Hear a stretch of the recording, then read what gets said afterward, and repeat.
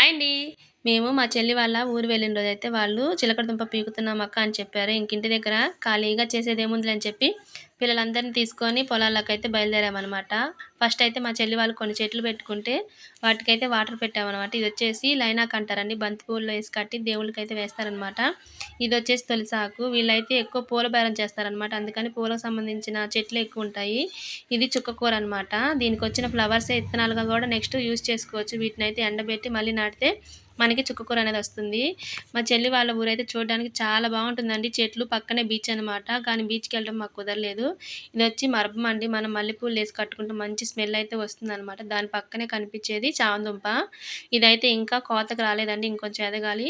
ఇదొచ్చేసి చిలకడ దుంప అనమాట. ఇది ఇంకా బాగా పచ్చగా ఉంది కదా! కొంచెం వడిలితే అప్పుడు పీకడానికి రెడీ అయినట్టు. ఫైనల్‌గా మా చెల్లి వాళ్ళ పొలంలోకొచ్చేసామండి. ఇదైతే చూసారా ఎంత లావునుందో. ఒక్కటొచ్చేసి కేజీ దాకా ఉంటుందనమాట. ఫస్ట్ అయితే ఇలాగా చెట్లన్నీ పీకితే వాటికున్న దుంపలన్నీ బయటకొస్తాయండి.